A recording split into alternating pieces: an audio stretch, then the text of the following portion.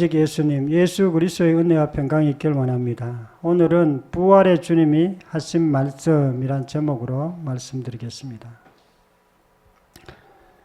예수님께서 부활하시고 세 번째 제자들에게 나타나셔서 제자들에게 하신 말씀입니다. 예수님께서 부활하신 예수님께서 우리가 먹고 사는 것도 관심이 좀 많이 있을까요? 전도하는 데만 관심이 있을까요?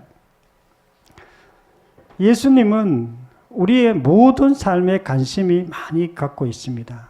왜냐하면 우리가 이 땅에 사는 동안 육체를 갖고 있기 때문에 그렇습니다. 그리고 예수님도 이 땅에 육체로 오셨어요. 완전한 인간으로 오셨습니다. 그리고 완전한 하나님이셨어요.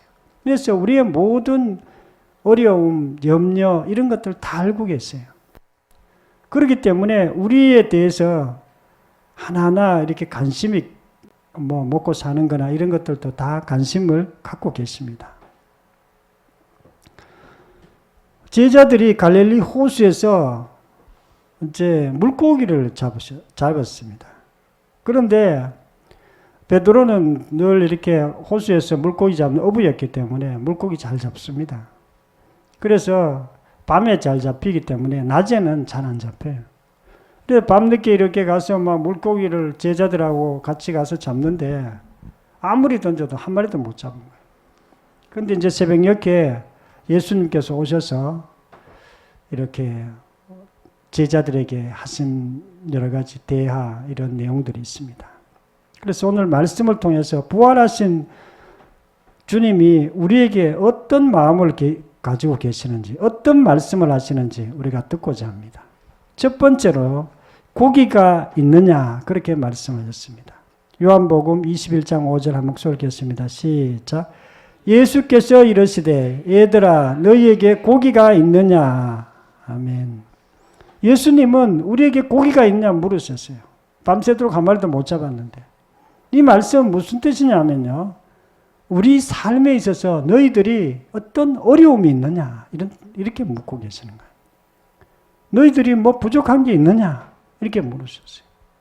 예수님은 우리의 어려움, 부족함 이런 것들에 관심이 있었어요. 성경에는 그런 거 많이는 안 써놨어요. 왜냐하면 그것이 가장 중요한 건 아니기 때문에 그렇습니다. 가장 중요한 건 아니에요. 영혼 구원하는 일은 아니에요. 그래서 그렇게 많이는 안 써놨어요. 그러나 예수님은 분명히 우리의 먹고 사는 거나 우리의 모든 삶의 어려움에 대해서 관심이 있으시고 그것을 물으시는 분이에요. 너희들이 어려움이 없느냐? 혹시 부족한 게 없느냐? 이렇게 우리에게 물으시는 것입니다. 부활의 주님이 하신 말씀은요, 어려움이 없느냐고 물으십니다. 우리 삶에 너희 가정에 어려움이 없느냐? 너희 직장에 어려움이 없느냐? 너희 개인적으로 어려움이 없느냐? 예수님께서 그렇게 물으십니다. 왜 그렇게 물으시냐면요, 그런 거 도와주려고 물으시는 거예요. 너희 혹시 아픈 데가 없느냐? 이렇게 물으세요. 예수님은 하나님이십니다. 부활하신 예수님께서 하나님이세요. 제자들이 부활하신 예수님을 만났을 때 대부분 보면은 금방 못 알아봅니다. 조금 달랐던 것 같아요. 살아있을 때 부활하기 전에 예수님 모습하고 부활한 이후에 예수님 모습은 조금 달랐어요. 금방 못 알아보고 한참 있다가 알아보고 그런 예수님 같기도 하고 동산지기 같기도 하고 그냥 또 이상한 사람 같기도 하고 그러면서 나중에 또 예수님을 알아보는 그런 게 여러 번 나옵니다. 어쨌든 이 예수님께서 사랑이 굉장히 많으신 분입니다.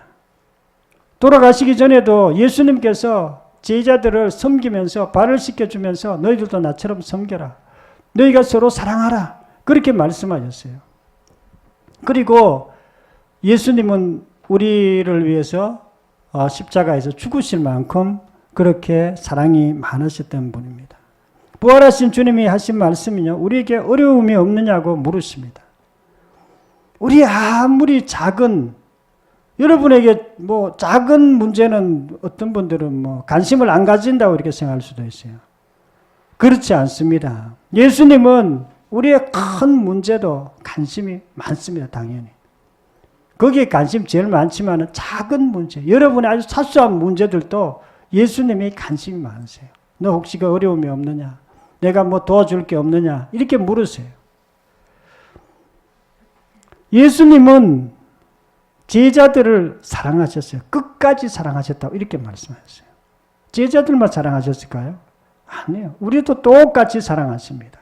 우리도 내 목숨을 바쳐서 내 생명을 바쳐서 우리를 위해서 십자가에 죽으신 것처럼 제자들을 위해서도 물론 죽으셨죠. 우리를 위해서 죽으신 거예요. 그래서 우리를 굉장히 사랑하십니다. 그분은 어렸을 때 목수의 아들로 자랐습니다. 그분은 어릴 때부터 목수하는 일 자기 아버지 요셉에게 배웠어요. 그리고 좀 가난하게 사셨어요. 예수님께서 가난하게 되신 것은요, 우리를 부유케 하려고 그렇게 하신 것입니다. 고린도후서 8장 9절에 보면 우리 주 예수 그리스도의 은혜를 너희가 알거니와 부유하신 자로서 너희를 위하여 가난하게 되심은 그의 가난함을 인하여 너희로 부유케 하려 하십니다. 우리가 경제적으로 여러 가지 어려운 분들도 있습니다. 예수님은요, 우리가 부유하게 하기 위해서 가난하게 되셨습니다. 우리 또 질병을 위해서도 죽으셨어요. 예수님이 질병 있었을까요? 뭐 그거는 잘 모르겠어요. 그러나 예수님의 채찍에 맞으셨어요. 우리를 위해서, 우리의 아픔, 우리의 질병을 위해서 대신 채찍에 맞으셨다고 이렇게 말씀하셨습니다.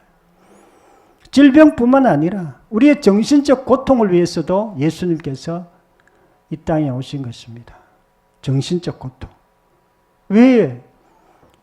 예수님은 수치를 당하셨어요. 수치. 정신적 고통이에요. 수치. 벌거벗으셔서 십자가에 돌아가셨습니다. 그 이유는요, 우리의 정신적 고통을 위해서 죽으신 것입니다. 예수님은 우리의 삶의 모든 부분을 다 보고 계시고 관심을 갖고 계세요. 항종환이라는 우리 집 성도님이 계시는데요. 이분은 스시, 회 이렇게 만드는 사람이에요. 회 요리사입니다. 그런데 이제 사업할 때 철저하게 복음 안에서, 예수님 안에서 사업합니다. 근데 뭐 이렇게 하는데 처음에는 뭐 사업이 좀 힘든 거 이런 게 있었지만 전에도 제가 한번 가보니까 사업이 회가 엄청 맛있더라고. 어떤 분들은 예수님 안에서 우리가 믿음으로 사업하면 잘 안 될 거라 생각하는데 그 반대예요. 예수님이 다 도와주세요. 직장도 마찬가지. 우리가 직장생활 하는데 예수님 믿으면 직장생활 하는데 방해될 거라 생각합니다. 아닙니다. 예수님이 도와주세요.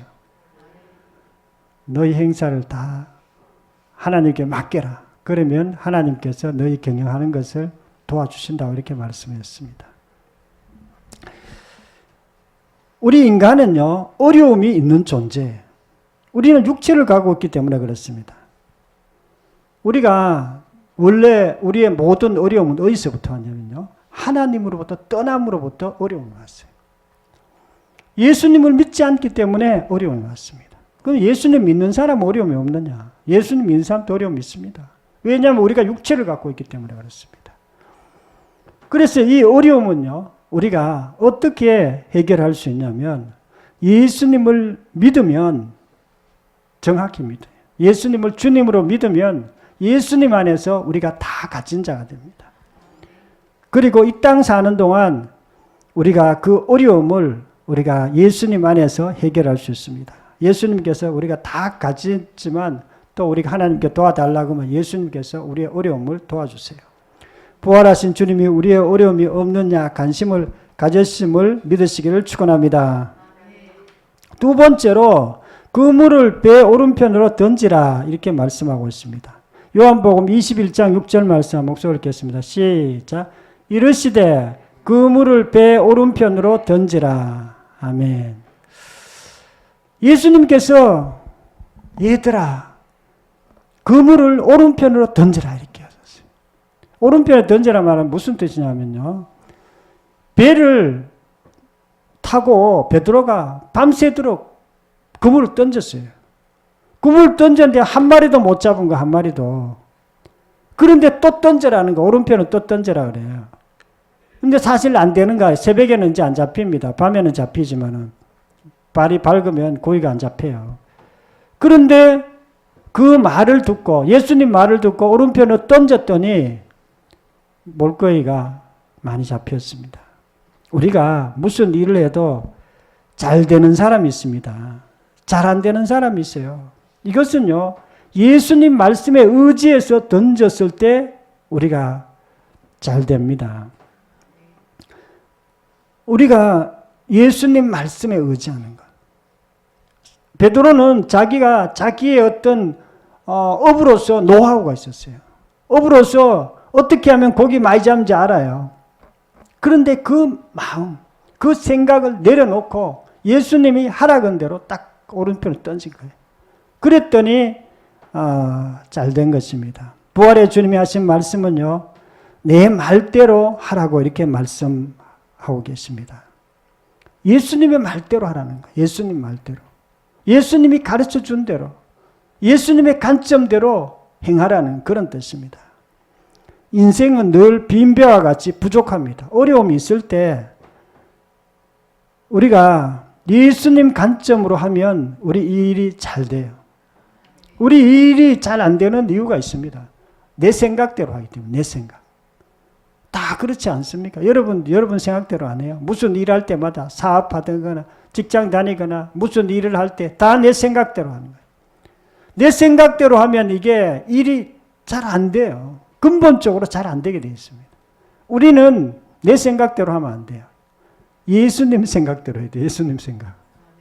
예수님 생각대로 한다는 말은 무슨 뜻이냐면요, 예수님과 연합되어서 예수님과 함께 우리가 일해야 된다, 그런 뜻입니다.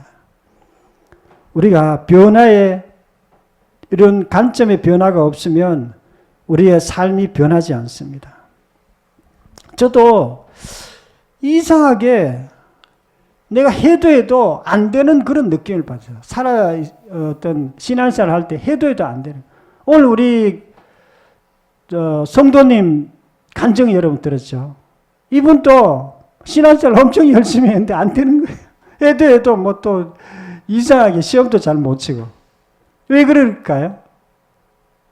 예수님 잘 믿는다고, 열심히 믿는다고 되는 게 아니에요. 관점이 변해야 돼요. 관점이. 이 청년도 그냥 예수님 열심히, 나름대로 열심히 했지만 열심히 한다고 되는 게 아니에요. 관점은 아직 안 바뀐 거예요. 예수님께 완전히 굴복되지 않는 거예요. 그러니까 자기 힘으로 하니까 이게 안 되는 거예요. 안 될 뿐만 아니라 이게 이분이 나중에 한계가 와가지고 뭐 완전히 술 먹고 뭐 하나님과 이렇게 대두고 이랬다. 그게 자기 힘으로 열심히 한 사람의 특징입니다. 자기 힘으로 열심히 하다 안 되면은 막 하나님께 항의하고 그래요. 저도 옛날에 한번 해봤어요. 엄청 열심히 했는데 하나님 뭐 해도 별로 잘 되는 게 없는 거예요. 그래야 하나님 이게 뭡니까? 나도 열심히 신앙생활 했고 전도도 열심히 했는데 이거 뭐 되는 것도 별로 없고 이게 뭡니까? 하고 하나님께 좀 대던 적이 있어요. 한참 좀 방황했습니다. 왜 그러냐면 내 열심으로 하면 안 되는 거예요. 예수님 안에서 예수님의 열정으로 내 관점이 바뀌어야 되는 거예요. 가치관이 바뀌어야 되는 거예요. 인생관이 바뀌어야 되는 거예요. 가족관이 바뀌어야 되고요. 소유관이 바뀌어야 되는 거예요. 이 가치관이 안 바뀌면 우리 삶 가운데 진짜 풀리지 않는 문제들이 굉장히 많습니다. 가치관이 바뀌면 모든 것이 바뀌기 시작해요. 관점의 변화가 없는 삶은요, 노력하면 노력할수록 더 꼬여요. 저는 좀 잘 살아보려고 책을 좀 읽었어요. 이 책 읽고 저 책 읽고 많이 읽었는데 읽으면 읽을수록 인생이 더 꼬이는 거예요. 왜 더 꼬인지 하면 내 관점이 견고하게 됐기 때문에. 내 관점이 더 강하게 된 거예요. 예수님의 관점하고 아무 상관이 없어요. 예수님의 보는 시각으로 보고 말하고 행동해야 되는데 그게 안 된 거예요. 그래서 나중에는 책 읽다가 딱 중단했어요. 어느 순간에. 그래서 성경만 읽기 시작했는데. 그러니까 조금 낫더라고요. 우리가 관점이 바뀌어야 돼요. 관점 어떻게 바뀝니까? 관점 바뀌는 게 쉽지 않습니다. 예수님께 굴복되어야 되는데 부활하신 예수님을 만난 사람은 관점이 바뀝니다. 부활하신 예수님을 만나면요, 예수님께서 내 안에 들어오시고 내가 예수님 안에 있게 되고 생각이 바뀝니다. 이 관점 바뀌는 것이요, 옛날에 저는 이제 애인이 있었는데 고등학교 2학년 때입니다. 그래서 밤마다 이 아가씨만 생각이 나는 거예요. 공부도 안 되고. 생각이 바뀐 거예요. 생각이. 사랑하는 사람만 자꾸 생각나는 거예요. 고등학교 2학년인데. 고등학교 3학년 이제 대학 입시 공부를 해야 되는데, 그래가지고 그 아가씨를 이제 헤어졌어요. 얘가 공부가 안 된다. 전에는 내 관점으로 있었을 때는 내가 뭐 공부도 열심히 하고 했는데 공부가 안 되는 거예요. 우리가 관점이 바뀐다는 것은 그 사람의 마음에 이렇게 들어가는 걸 얘기합니다. 우리가 예수님을 정말 사랑하고 예수님이 주인 되면 우리 관점이 바뀌어요. 그리고 우리의 삶이 완전히 바뀝니다. 그리고 우리의 삶이 그때부터 풀리기 시작해요. 도마는 예수님을, 부활하신 예수님을 만나기 전에는요, 자기 관점이 잘 없었어요. 자기 관점을 가지고 살았어요. 그런데 부활하신 예수님을 만났습니다. 상처를 만나보고 손에 못자국을 만져보고, 그리고 나의 주님이시여 나의 하나님이십니다, 이렇게 고백했어요. 그리고 관점이 확 바뀌었습니다. 그리고 그때부터 마음에 평강이 오기 시작했습니다. 그때부터 전도하는데 목숨 걸고 전도하게 된 거예요. 우리가 마음의 관점이 바뀌면요, 인생이 바뀌고 우리의 삶이 다 풀리게 되어 있습니다. 예수님의 생각, 예수님의 관점은요, 쉽게 바뀌지는 않습니다. 그러나 그분을 만나보고 그분 앞에 굴복되고 그분을 사랑하게 되면 우리의 관점이 바뀝니다. 성령께서 하시는 거예요. 그리고 그때부터 진짜 구원이 시작된 거예요. 관점이 변화되지 않는 구원은요, 나중에 이분이 구원 받을지 안 받을지 주님 앞에 가봤을 때 예수 믿었냐고 물어보면 안 믿었을 가능성도 있는 거예요. 그래서 우리가 반드시 관점이 바뀐 그런 진짜 믿음, 예수님을 주님으로 믿는 믿음, 이것이 우리의 삶을 바꾸고 또 우리가 정말로 저 천국 갔을 때 구원을 얻게 하는 그런 믿음입니다. 내 말대로, 내 관점대로 하라시는 주님의 말씀을 들으시기를 축원합니다. 세 번째로는요, 고기가 많아 그물을 둘 수 없다, 이렇게 말씀하고 있습니다. 요한복음 21장 6절 말씀 목소리 읽겠습니다. 시작. 이르시되 그물을 배 오른편으로 던지라, 그리하면 잡으리라 하시니 이에 던졌더니 물고기가 많아 그물을 둘 수 없더라. 아멘. 예수님께서 물고기를 오른편으로 던져라 그랬어요. 물고기가 아니라 그물을. 그래서 제자들이 오른편으로 그물을 던졌어요. 던졌더니 물고기가 너무 많아요. 다른 곳에 보면 그물이 찢어질 듯 많았다 그랬어요. 물고기가 153마리라 그랬어요. 우리 볼펜 사면은 153 딱 써놨습니다. 그 사람 기독교인입니다. 기독교인. 153. 그것은요, 우리가 예수님 말씀대로 했더니 그렇게 많이 잡혔다는 그런 뜻이에요. 우리 삶도 마찬가지예요. 예수님 말씀대로 하면 우리가 많이 결과가 풍성하게 잘 잡힌다는 그런 의미예요. 부활하신 예수님이 하신 말씀은요, 순종하면 풍성하게 된다, 그렇게 말씀하고 있습니다. 순종한다는 말은요, 예수님 관점에서 우리가 행동하면 풍성하게 된다, 그런 뜻이에요. 예수님 관점에서. 예수님은 우리에게 생명을 주시고 우리를 풍성하게 하시는 분이에요. 예수님은 좋으신 분입니다. 마귀는 나쁜 놈이에요. 도적질하고 죽이고 멸망시킨다 그랬어요. 마귀는 우리를 도적질하고 멸망시키는 존재입니다. 예수님은 그 반대입니다. 우리에게 생명을 주고 생명을 풍성하게 하시는 분입니다. 우리에게 구원을 주고 구원을 풍성하게 한다는 그런 뜻이에요. 뭐 구원이 풍성한 게 뭔가? 구원이 풍성한 게 있습니다. 똑같은 구원 받아도 어떤 사람은 겨우 구원 받는 사람이 있고요. 구원이 풍성한 사람이 있어요. 그것은요, 이 땅에서도 보이고 저 천국 가서도 나중에 상급이 달라요. 구원도 그냥 구원받는 게 있지만은 풍성한 구원이 있어요. 이 땅에 생명이 풍성한 사람은요, 마음에 풍성한 평안이 있습니다. 기쁨이 있습니다. 감사가 있습니다. 이것은 풍성한 삶이에요. 입술에만 그게 있는 게 아니라 마음에도 있고요. 삶에도 그것이 열매 맺어지는 것입니다. 우리가 예수님 관점으로 살 때 생명의 삶으로 우리가 들어갈 수 있습니다. 부활하신 예수님이 하신 말씀은요, 순종하면 풍성하게 된다고 이렇게 말씀하고 있습니다. 순종은요, 굴복하는 자에게 주어지는 것이죠. 굴복하는 자. 하나님께, 예수님의 말씀에 굴복하는 자. 예수님 말씀에 굴복한다는 게 무슨 뜻일까요? 그것은요, 내 견고한 진이 깨어지는 걸 말합니다. 내 견고한 진. 내 생각을 말합니다. 내 생각. 여러분 관점이 있습니다. 모든 사람이 자기 관점대로 살아갑니다. 자기의 견고한 진입니다. 지금까지 살아왔던 건 모든 건 내 생각에 맞으면 하고 내 생각이 틀리면 안 하고 계속 그렇게 살아왔어요. 모든 인류가 그렇게 살아갑니다. 그런데 예수 믿는 사람들은요, 내 생각대로 살아가는 자가 아니에요. 내 생각이 깨어진 자를 얘기해요. 예수님의 말씀에 순종된 자를 말합니다. 그럴 때에 우리에게 풍성한 삶이 온다고 그렇게 말씀하고 있습니다. 그래서 기독교가 들어간 나라는 다 잘 됩니다. 유럽이 그랬고 미국이 그랬고 우리나라도 그렇고 우리나라뿐만 아니라 기독교가 안 들어가고 교회가 없고 예배가 없는 곳이 안 됩니다. 그 공산주의 국가예요. 북한이 그렇고 중국이 그렇고 러시아가 그렇고 베네수엘라가 그렇고 나라가 안 돼요. 왜냐하면 거기는 될 수 있으면 예수님을 배제하고 예수님의 사고방식이 거기 나라에 안 들어가기 때문에 그렇습니다. 이것은요, 나라만 그런 게 아니에요. 그 가정도 그렇고 그 개인도 마찬가지입니다.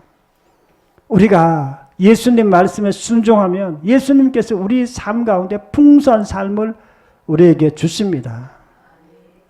이 풍성한 삶은요, 사실은 현실적으로 잘 되지 않을 수도 있어요. 우리가 관점이 변했다 그래요. 현실적으로 무조건 다 잘 되냐? 그건 아니에요.